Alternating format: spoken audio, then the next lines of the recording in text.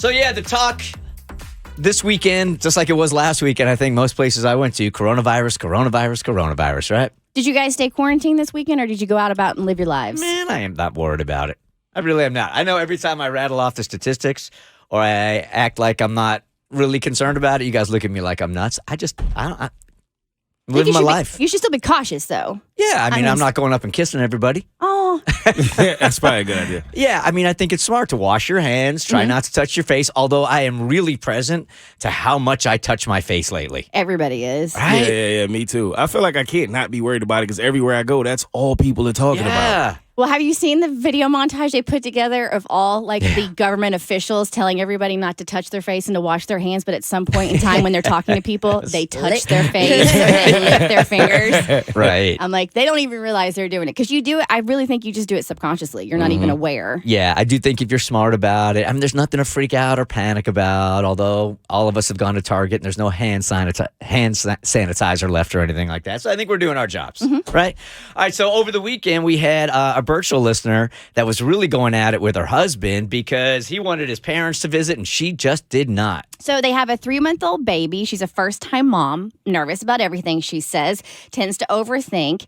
Her in-laws don't live locally. They live about 5 hours away. They've been traveling recently, and they haven't spent any time with them except at Christmas. So it's been a minute. So they're done traveling. They're back, and they want to come visit for the weekend. But one of the places they went to travel to was in Europe, and Italy specifically. And Italy is a hot zone for coronavirus right now. It's probably the hottest zone in Europe. I mean, Italy has closed down. They have 16 million people that are in quarantine right now. They literally have said you're not allowed to leave the house. So she told her husband that she didn't want the in-laws coming to visit until they are at least 2 weeks removed from their return from Europe. And this is like the recommended quarantine time. Husband thinks she's being ridiculous, refuses to tell his parents not to come. And so they were at a standstill.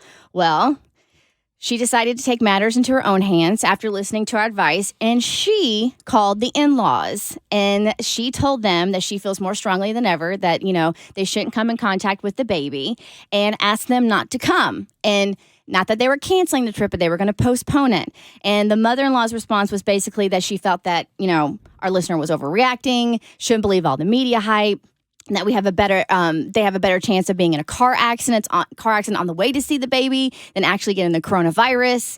And she just reiterated that it's better to postpone the visit.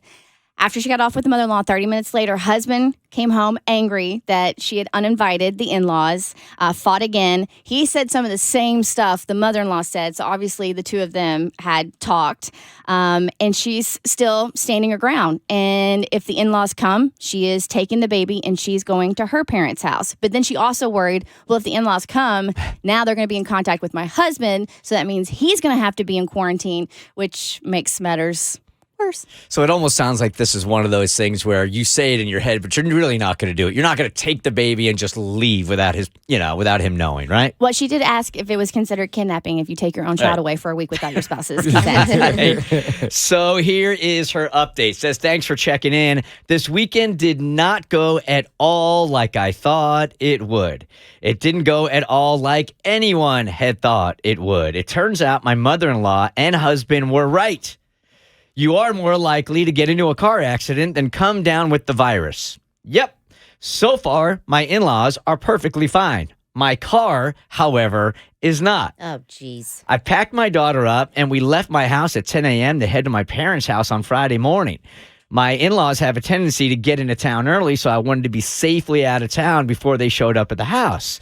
We were about 15 minutes from my parents' house when someone slammed into us in an intersection. While it was terrifying, everyone is thankfully okay. I had to call my husband and not only tell him we had been in a wreck, but tell him we were over an hour away because we were going to stay with my parents. He was livid. He hurried to come get us, but was still annoyed when he arrived.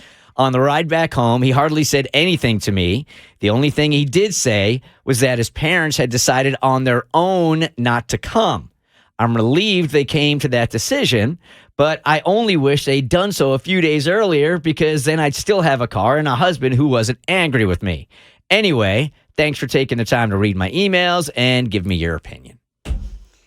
That doesn't seem fair of the universe to do that. Right? They like spoke that into her life. Right? Yeah. So I think the in-laws made it happen. Yeah. They like said- well, first they smoked her out of her own house. You know, Right. like they waited until the last minute and then did what she asked anyways. So it's like they smoked her out, and then in the middle of an intersection, they were like, blammo.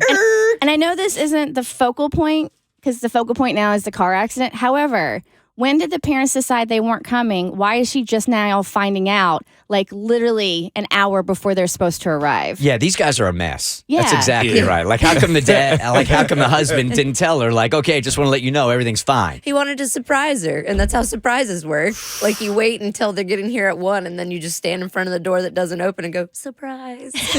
They're not coming. If she would have just not panicked and just slowed down a bit, then none of this would have happened.